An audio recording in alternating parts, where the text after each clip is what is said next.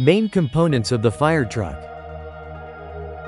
The main components of the Rosenbauer fire truck include the chassis, engine, gearbox, water and foam tanks, water pump and connections, water and foam inlets and outlets, cabin, CAF's compressed air bottles, roof turret, and light mast.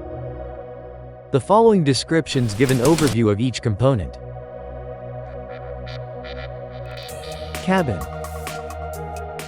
The universal tank firefighting vehicles of the tried and tested Rosenbauer CBS series are primarily used for fighting fires in industrial plants.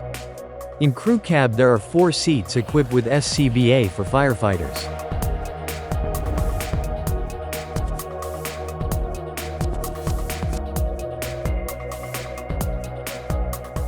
The display, LCS, in the cabin gives the operator essential status information of the vehicle systems and enables a quick identification of states of operation and possible hazards. There are function switches on the corresponding screens, in which always a status LED lights up in the corner, as soon as the related function has been successfully switched on. When the function is switched off by a switch actuation, the status LED is extinguished.